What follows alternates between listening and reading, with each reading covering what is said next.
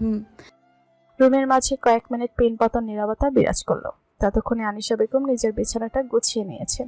মায়ের বিছানা গুছাতে যাতে অসুবিধা না হয় তার জন্য এসা কিছু সময় দাঁড়িয়ে থেকে বিছানা গুছানো হলে আবারও আগের জায়গায় বসে পড়ল। ক্ষীণ স্বরে বলল, আম্মু, তুমি আয়াস ভাইকে অনেক ভালোবাসো, তাই না?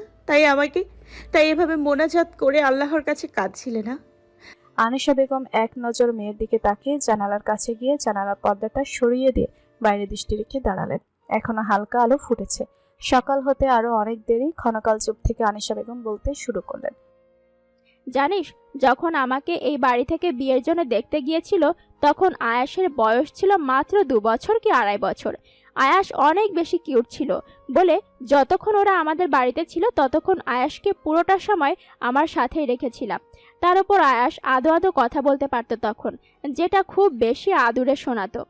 তুই বিশ্বাস করবি না, আয়াসকে আমার এত বেশি আদুরে লেগেছিল যে সেদিন আমি ধরেই নিয়েছিলাম যদি এই বাড়িতে আমার বিয়ে হয় তাহলে আমি আয়াসকে নিজের ছেলের মতো করে ভালোবাসবো।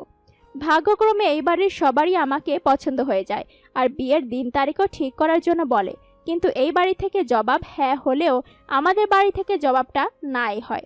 কারণ তোর মামা আর তোর নানা ভাইয়া আমাকে এই বাড়িতে অর্থাৎ তোর আব্বুর সাথে বিয়ে দিতে রাজি ছিল না, কারণ তোর আব্বু কালো ছিল। আর তোর নানা ভাইয়া আর তোর মামা চায়নি আমার মতো সুন্দরী একটা মেয়ে তোর আব্বুর মতো কালো একটা ছেলের সাথে বিয়ে হোক, তাই আমাদের বাড়ি থেকে না বলে দেওয়া হয়। কিন্তু আমি নিজেও চেয়েছিলাম আমার তোর আব্বুর সাথেই বিয়ে হোক। আর কারণটা তো আমি আগেই বলেছি, আমি আয়াসের মায়ায় পড়ে গিয়েছিলাম। আমি মনে মনে ঠিক করলাম তোর নানা ভাইয়া আর তোর মামা রাজি না থাকলেও আমি তোর আব্বুকেই বিয়ে করব, তবে তার জন্য আগে তোর আব্বুর সাথে কথা বলা উচিত, কারণ আমি তখনও জানতাম না তোর আব্বুর আমাকে পছন্দ হয়েছে কিনা। তাই একদিন তোর আব্বুর সাথে আমি গোপনে দেখা করি আর কথা বলে জানতে পারি যে তোর আব্বুরও আমাকে পছন্দ হয়েছে। এটা শুনে আমি তখনই তোর আব্বুকে বলি যে আমার বিয়ে করতে হলে আমি তোর আব্বুকেই বিয়ে করব। সে প্রথমে অবাক হয়েছিল আমার কথা শুনে, কারণ আমাদের তো আগে কোনো সম্পর্কই ছিল না। তারপরেও আমি এমন কথা বলছি কেন। যখন জানতে পারলো যে আমি আয়াসের জন্য এই কথা বলছি তখন তোর আব্বুও খুশি হয়ে যায় আমার কথা শুনে, কেননা তোর আব্বুও অনেক বেশি ভালোবাসতো আয়াসকে। তোর আব্বুর সম্মতি পেয়ে আমি সেদিনই অনেক কষ্টে তোর নানা ভাইয়া আর তোর মামাকে রাজি করাই। সপ্তাহ দুয়েকের মধ্যে আমাদের বিয়েও হয়ে যায়। বিয়ের পর আয়াসকে আমি সবসময় আমার কোলে করে রাখতাম। 1 মিনিটের জন্যও আয়াসকে চোখের আড়াল হতে দিতাম না। এমনকি রাতেও আমি ওকে আমাদের সাথে রেখে দিতে চাইতাম। তোর আব্বুও এতে আপত্তি করতো না, কিন্তু তোর বড় আম্মু রাখতে দিত না। তোর বড় আম্মু চাইতো না আয়েশের জন্য আমাদের স্বামী স্ত্রীর মাঝে দূরত্ব সৃষ্টি হোক। তাই আমি যাতে মনে মনে কষ্ট না পাই তার জন্য আমাকে অনেক বুঝিয়ে রাতের বেলায় আয়েশকে ভাবি নিজের কাছে রাখতো, আর বাকি পুরো দিন আমার কাছেই থাকতো আয়াস।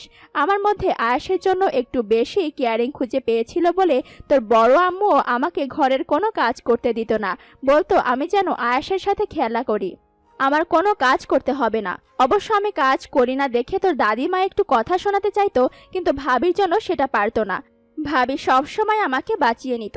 আস্তে আস্তে দিন যেতে থাকে। 1 2 3 করে আমাদের বিয়ের 5 বছর হয়ে যায়। আমি আয়াসকে নিজের ছেলের চোখে দেখতাম বলে নিজেদের মধ্যে কোনো সন্তান হবে সেটা ভাবিনি। বলতে গেলে আমি চাইনি আমাদের কোনো সন্তান হোক। আমি চেয়েছিলাম আমি আয়াসকে নিজের ছেলের মতো করে বড় করব। যখন দেখলো 5 বছর হয়ে যাওয়ার পরও আমার কোনো সন্তান নিচ্ছি না, তোর দাদিমা আমাকে কথা শোনাতে থাকে। কিন্তু আমি আয়াসের মায়ায় এতটাই আটকে ছিলাম যে তোর দাদিমা যত কিছুই বলুক আমি কানে নিতাম না, শুনেও না শোনার ভান করে থাকতাম।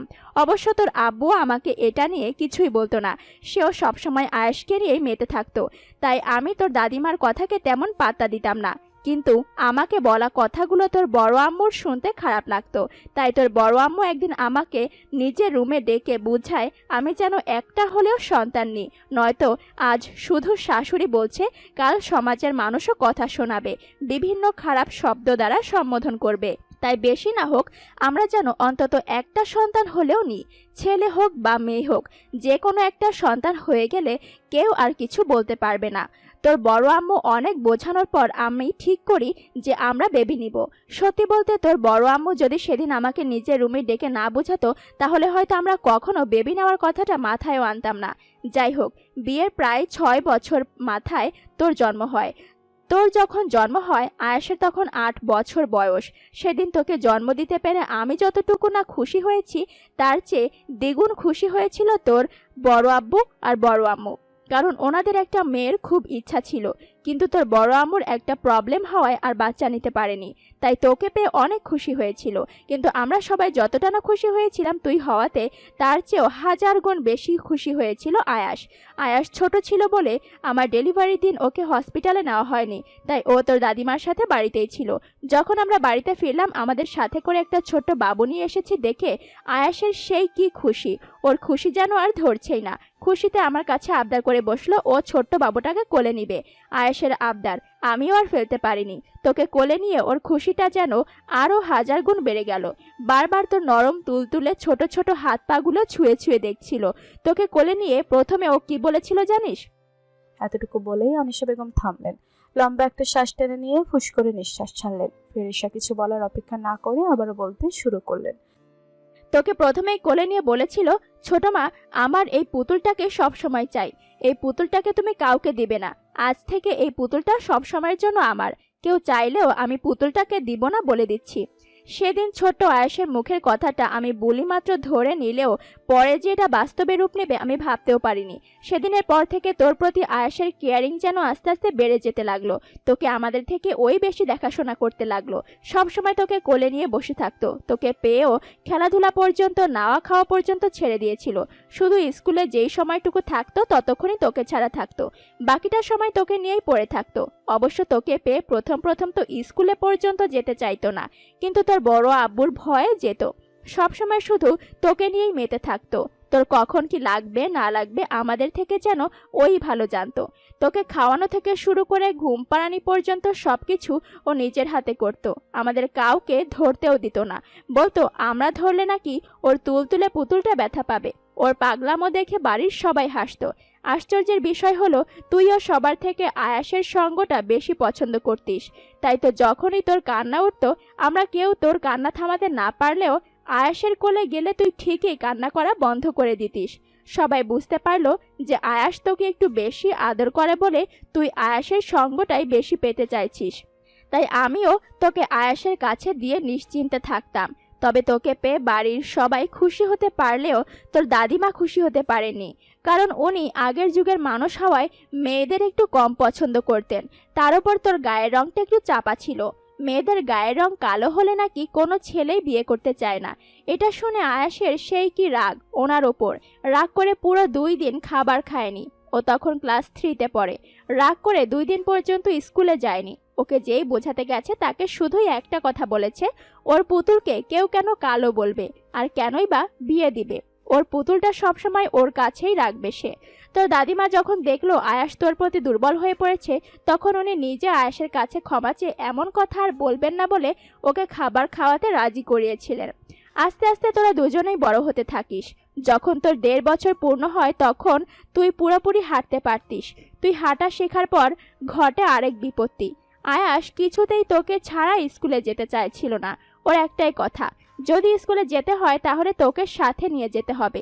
এটা নিয়ে তোর বড় আব্বু আয়াসকে অনেক মেরেও ছিল, কিন্তু আয়াস নিজের কথাতেই অটুট। শেষমেশ আমি তোর আব্বুকে একদিন বুঝিয়ে বললাম যে একদিন তোকে আয়াসের সাথে পাঠানো হোক। যদি তুই আয়াসের সাথে কোনো রকম কান্না না করিস তাহলে তো আর কোনো সমস্যাই নেই, আর যদি কান্না করিস তখন আয়াস নিজে স্যারেন্ডার করবে। আমার কথা মতো তোর আব্বু তোর বড় আব্বুকে কথাটা বলে আর উনিও রাজি হন। পরের দিন যথাসময় তোকে আয়েশের সাথে স্কুলে পাঠানো হলো। সাথে তোর আব্বুও গিয়েছিল, তবে তোরা না জানিস মতো, যাতে তুই কান্না করলে তোকে বাড়িতে নিয়ে আসতে পারে। তোর যখন বয়স হয়েছিল মাত্র 1.5 বছর, তাই আমরা সবাই মনে করেছিলাম তুই কান্না করবি। কিন্তু আশ্চর্যের বিষয় হলো তুই সেদিন আয়েশের সাথে প্রায় 2 থেকে 2.5 ঘন্টা ছিলিস, কিন্তু একটুও কান্না করিসনি। এমনকি স্যারদের দেখেলো তুই আয়েশের হাত ধরে থাকতি, কিন্তু কাঁদতিস না। তাই পরের দিন থেকে আয়েশ তোকে নিয়ে যেতে চাইলে আমরা কেউ আর বাধা দিতাম না। এভাবেই চলতে থাকে। যতদিন বাড়তে থাকে তোর আর আয়েশের বন্ডিংটাও মজবুত হতে থাকে। যেই বয়সে ছেলেরা বাইরে খেলতে যেত সেই বয়সে আয়াস সবসময় তোকে নিয়ে বাসায় পড়ে থাকতো, তোর সাথেই খেলতো, একটু বাইরেও যেত না। বলতে গেলে দিনের পুরোটা সময় আয়াসই রাখতো। স্কুলে রাখতে পারার পর থেকে তো রাতেও তোকে ওর সাথে রাখার বায়না করতে লাগলো। তুই আমাদের ঘর থেকে ওর সঙ্গ বেশি পছন্দ করতি বলে আমরাও আর কিছু বলিনি। তবে আস্তে আস্তে যখন তোরা দুজনেই বড় হতে থাকিস আর আয়েশের একটু বুদ্ধি হয়, তখন একদিন তোর খালামণি আমাদের এখানে বেড়াতে আসে। তখন তোর বয়স ছিল 5 কি 6 বছর আর আয়েশের বয়স ছিল 13 কি 14 বছর। আর তখন আপা তোকে এভাবে আয়েশের সাথে শুতে দেখে আমাকে বারণ করে যাতে আমি তোকে আয়েশের সাথে থাকতে না দিই। তার কথা হলো, আয়েশের বয়সী ছেলেদের উপর ভরসা নেই। এই বয়সী ছেলেরা একটু কুপ্রবৃত্তির হয়, ওরা যে কোনো সময় যে কোনো কিছু করে ফেলতে পারে।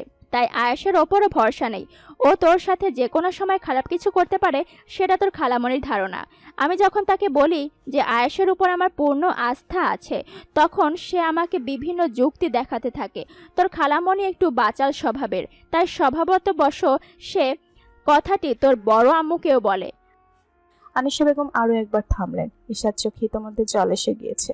আনিশা বেগমের চোখেও জল। মায়ের মুখে ওর প্রতি আয়েশার পাগলামি আর কেয়ারিং গুলোর কথা শুনে ঈশা নিজের ভিতরে জমিয়ে রাখা কষ্টগুলো আর আটকে রাখতে পারেনি। সেগুলোকে চোখের জলের সামনে নির্বাসন দিচ্ছে। আয়েশ ছোট থেকে ওকে এতটা ভালোবাসতো, সেটা মনে পড়তে ওর কেমন যেন একটা ফিলিংস হচ্ছে। কিন্তু ওকে আর আয়েশকে নিয়ে খালামণির মনে যে সন্দেহ ছিল, সেটার কি হয়েছিল? খালামণির সন্দেহটা কি ঠিক ছিল, নাকি আয়েশ ওনার সন্দেহ থেকে অনেক বাইরে ছিল? বাকিটা শোনার জন্য ঈশার মন যেন ছটফট করছে। আনিশা বেগম ক্ষণকাল চুপ থেকে আবারও বলতে শুরু করলেন। আমার যদিও আয়েশের ওপর পূর্ণ আস্থা ছিল, কিন্তু তারপরেও তোর বড় আম্মু তোর খালামণির মনকে শান্ত করার জন্য একটা সিদ্ধান্ত নেয়। আয়াস কিংবা তুই না দেখিস মতো তোর বড় আম্মু তোদের রুমে গিয়ে গোপনে আমাদের ফোনের ভিডিওটা অন করে ফোনটা তোদের রুমে রেখে আসে, যাতে আয়াসের চাল চলনগুলো রেকর্ড হয়। পরের দিন তোর বড় আম্মু না গিয়ে ও কি মনে করে যেন ফোন আনতে আমাকে আর তোর খালামণিকে যেতে বলল, হয়তো তোর খালামণি যাতে কোনো রকম ভুল না বোঝে তার জন্য। ভাবির বিষয়টা বুঝতে পেরে আমিও আর কিছু বলিনি। তোর খালামণিকে নিয়ে গিয়ে আয়েশের রুম থেকে ফোনটা এনে ভিডিওটা দেখি। বিশ্বাস কর, একটা 13-14 বছরের ছেলে যে এতটা ম্যাচিওর হয়, ভিডিওটা না দেখলে আমি কখনোই জানতে পারতাম না। আয়াস তোর সাথে খারাপ কিছু করার তো দূর, উল্টো তোর জামাটা একটু উঠে গিয়েছিল বলে তৎক্ষণাৎ তোর দিক থেকে চোখ সরিয়ে নিয়ে জামাটা আবারও ঠিক করে দিয়েছে। পুরো রাত তোকে বুকের সাথে জড়িয়ে রেখেছে ঠিকই, কিন্তু কোনো রকম খারাপভাবে তোর গায়ে হাত দেয়নি। অবশ্য তোর খালামণি ভিডিওটা দেখে আমাকে অনেক বুঝিয়েছিল, কিন্তু আমি সাফ জানিয়ে দিয়েছিলাম তোর খালামণিকে, ভাতের ডেস্কি থেকে একটা চাল টিপে দেখলেই হয় চাল থেকে ভাত হয়েছে কিনা, সবগুলো ভাত টিপে দেখার প্রয়োজন পড়ে না। আর তখন তোর খালামণি কিছু বলতে পারেনি, বলতে গেলে আমি তাকে কিছু বলার সুযোগ দিইনি। এখন তুই বল, যে ছেলেটার মায়ায় পড়ে আমি তোর আব্বুকে বিয়ে করার জন্য পরিবারের সাথে যুদ্ধ করেছিলাম, যাকে ছোট থেকে নিজের ছেলের মতো করে বড় করলাম, সেই আজ হসপিটালের বেডে শুয়ে মৃত্যুর সাথে লড়াই করছে। আমি মোনাজাত করে কাঁদবো না তো কি করব? আয়েশকে যে আমি নিজের থেকেও বেশি স্নেহ করি। তুই সবসময় বলিস না আমি তোর থেকে আয়েশকে বেশি দেখতে পারি, মিথ্যা বলবো না, আমি সত্যি তোর থেকে আয়েশকে বেশি ভালোবাসি, কারণ তোকে ভালোবাসার জন্য তো আয়াস আছে।